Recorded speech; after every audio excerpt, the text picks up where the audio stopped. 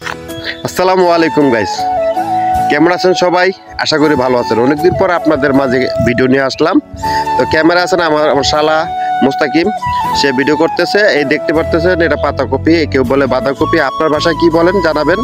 পাতাকপি কার ভালো লাগে? আমি পাতাকপি বলি সাধারণত। পাতাকপি কার কার ভালো লাগে জানাবেন। দেখতে পারতেছেন পুরো ক্ষেতটা। ক্যামেরা কিন্তু করতেছে আমার শালা মুস্তাকিম, সে আবার ক্যামেরা সুন্দর করতে পারে। ক্যামেরা কাজটা কেমন হলো জানাবেন আপনারা সবাই, কমেন্ট করে জানাবেন। দেখতে পাচ্ছেন পাতাকপিটা খুব কাছ থেকে আমরা আপনাদেরকে দেখানোর চেষ্টা করতেছি। তো এটা আমার মামা শ্বশুর মতিন মামার ক্ষেত।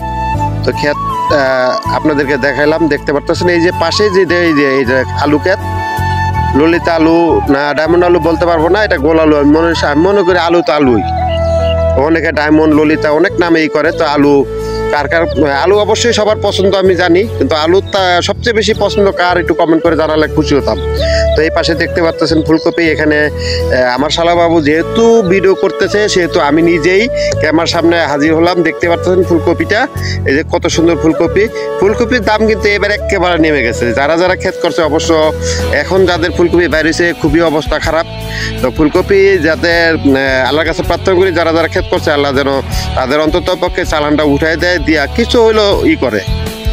এই যে দেখতে পাচ্ছেন সরিষা ক্ষেত, এটা আমার আরেক খালা শাশুড়ি ছেলে আমার শালা করছে। এটা আপনার সরিষা ক্ষেত, ক্ষেতে এখনো ফুল আসে নাই, তবে পাশের ক্ষেতে কিন্তু আবার ফুল এসেছে। কিন্তু ওই ক্ষেতটা আপনাদেরকে দেখাবো। এখন দেখতে পারতেছেন যে এই সরিষা ক্ষেতটা, তো এখান থেকে আপনাদেরকে ওই ক্ষেতটায় নিয়ে যাবো। দেখতে পাচ্ছেন, আমি যেহেতু আগেই বলছি যে আমার শালা ক্যামেরা আছে, তো আমাকে দেখতেই পাচ্ছেন আমি এখানে বসে আছি। তো আমি বসে থাকা অবস্থা আমার শালায় দেখেন একটা সরিষা ক্ষেত, সরিষা ফুল এসেছে। পুরো ক্ষেতটি হয়তো আপনাদেরকে এখন দাঁড়িয়ে দেখাবো। দেখেন এই যে পুরো ক্ষেতটি, এটা একটি পুরো সরিষা ক্ষেত, কিন্তু এটা সরিষা ক্ষেত।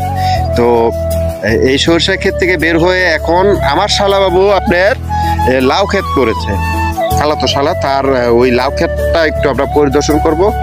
আসলে গ্রাম্য এলাকায় থাকলে আপনার নানান সবজি, নানান তরি তরকারি এগুলি দেখা যায়। তো ভিডিও করে দেখালাম। যারা ঢাকা শহরে থাকে তারা হয়তো অনেকেই দেখতে পান না।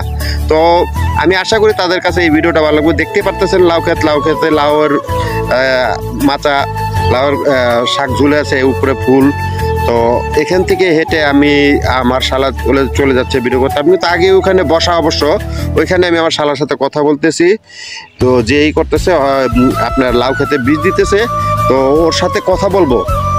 কথা বলার পরে আপনারা বুঝতে পারবেন যে এটা কতগুলা লাউ খেতে এখানে লাউ লাগানো হয়েছে।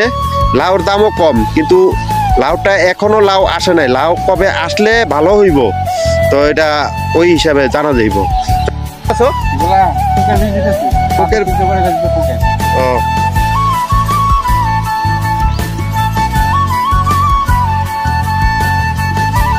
এইটা আইতে যে এই লাউ আইতে আর কয়দিন লাগবো? সপ্তাহ 10 দিনের মধ্যে লাউ আইব না?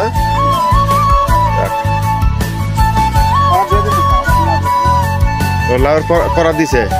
তো আপনার এই যে এটা কতগুলা চারা লাগাইছেন? 190টা চারা আছে। আল্লাহ যেন এই ক্ষেত্রে বেশি বেশি লাউ দান করেন, এই আশায় আজকে এই পর্যন্তই। আসসালামু আলাইকুম।